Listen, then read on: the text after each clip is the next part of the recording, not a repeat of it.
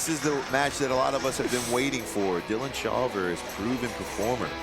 Man, both of these guys are seniors, but compete at a high level. 2 Big Ten champions, you get an NCAA champion, and Lucas Byrd, and it's really the first time we get our eyes on him. You want to see if he's as hungry this year after achieving the ultimate goal as he was last year before it. Couple of Ohio preps. Shawver from Lorain, Ohio, 3-time placer at Elyria High School. Lucas Byrd wrestled Cincinnati, LaSalle. These two wrestled last year. It was 6-5 mid-January. I believe that was right here in this arena. It was a riding time point for Lucas Byrd. Shawver, the Big Ten champion in 2024, beat Dylan Rangeson. And Lucas Byrd pinned Drake Ayala in the Big Ten final. Ayala beat him earlier in the year inside Carver Hawkeye. And then, of course, Byrd beats him in the national final. 133 is stacked, stacked, and stacked. Remember, you asked me, Shane, earlier tonight, what's my favorite setup? And I mentioned fake. Watch what Lucas Byrd is doing with his right hand.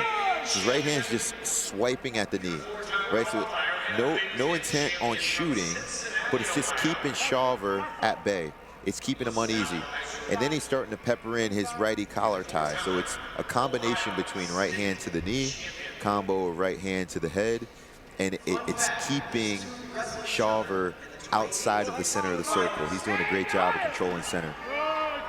Lucas Byrd for Illinois, that national title, the first since Isaiah Martinez in 2016. Mike Poeta in Illinois, coming off a great season.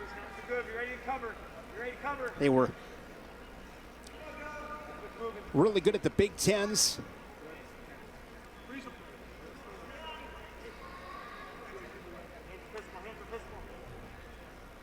No score, 1:15 remaining here in this first period. Shawver last season lost in the blood round as a 10 seed. That was after a 6th place finish at last year's Big Tens inside Welsh Ryan Arena in Illinois. But both these guys just don't give an inch. Yeah, and one big difference between freestyle and folk style, right? We're 2 minutes in to this first period, and we still haven't really seen a ton of action. This is what I love about freestyle, is the ref's going to start to initiate the action with passivity calls. I would love to see something similar to that in folk style, where you say, okay, there's no way that we should be making a 3-minute period 0-0 for these two guys. We have to encourage some sort of action, even if we have to penalize a guy and reward someone else for being the aggressor. Mentioned Illinois, they were 10th at the NCAAs, 5th at the Big Tens. That was their highest NCAA finish in a decade. Short time in the first, 0-0. Lucas Byrd, the first ever Illinois national champion at 133.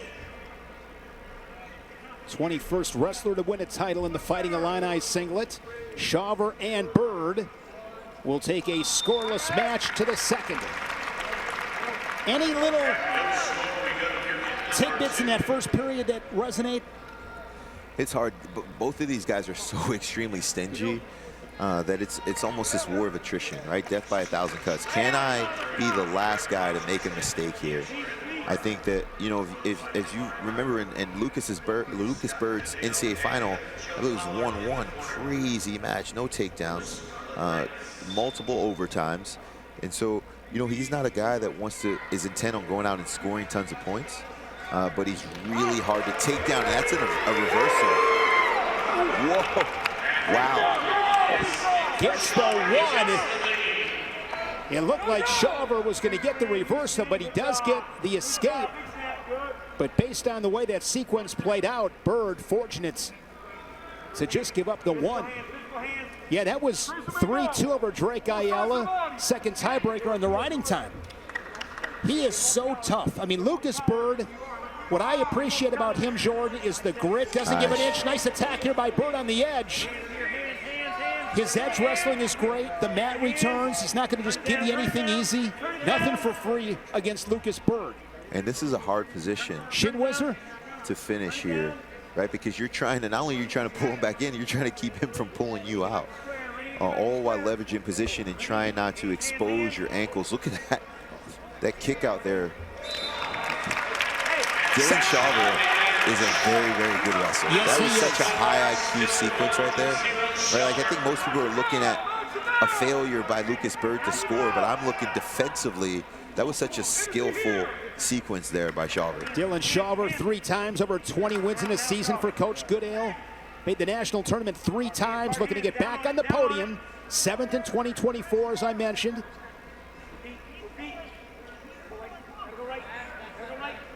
Yeah, this weight class at 133 is just loaded with talent. Lucas Byrd ranked #1. Ryan Crookham back in the mix after missing last season due to injury. Drake Ayala, 2-time national finalist. Zan Fugit of Wisconsin, an All-American, down from 141. Then Jacob Van D of Nebraska, ranked 5th. I mean, this is the big leagues, Jordan. Yeah, this is a great weight class. And you know, it's so funny because you always feel like wrestling is improving and evolving, and there's been so many great wrestlers that have left this weight class. RBY, Mikhail McGee, Vito Arujau, Dayton Fix. Dayton Fix. You know, and so when you see these guys, you're like, man, they're so lucky that these guys Seth have left. Gross not too long ago, Austin DeSanto, Nick Suriano. There's always a re-up. There's always another stable of athletes that are coming through that are equally as talented and hungry for their opportunity to stand on top. And that's what makes it so incredible to win a national title, so incredible to get on that podium, to make the national tournament. We are 1-1, each guy with a quick escape.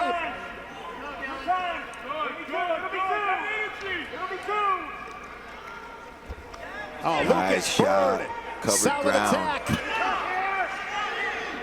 Great opportunity for Lucas Byrd. He drives through, and the reigning national champion of the weight class takes a 4-1 lead. That was a very clean shot. So he'd been playing with the ankle pick, pulling head, reaching foot, and then finally from space, he faked and then covered a ton of ground, tracked into his double leg, found the low double, and was able to finish. Head up inside of the thigh. Great offense. I think he wants to fight, right, Lucas Byrd? I do believe so. That's what I hear that a lot from him. He's mentioned that MMA is in his future. You know, it's unique because you see someone so talented. There's very few guys that leave as a multiple-time NCAA champion or NCAA champion, period, and then transition right into something else. You typically see them play with the fight game a little bit longer. And look at this.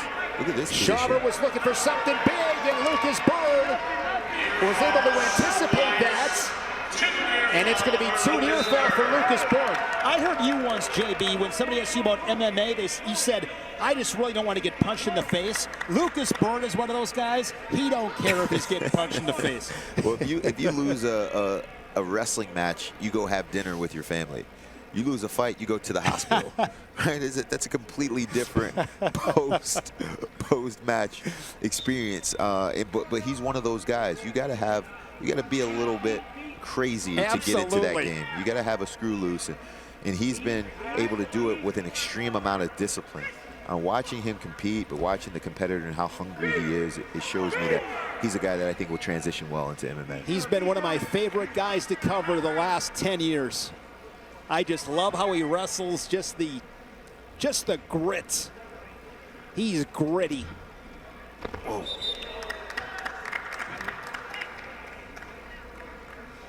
And of course, Him and his girlfriend, who's a little bit taller than him. I mean, they're all over TikTok. And yeah, she's probably somewhere around here. Just look for the tallest woman in the arena, and that's probably her. I mean, that takes some confidence. I love it. Hey, he's a national champion. Absolutely. Good mat return. He just, again, he's not going to give you anything. And looking for more near fall. So Lucas Byrd will have riding time over a minute, a convincing 7-1 win for the reigning national champion from Illinois, Lucas Byrd. Byrd over Shawver.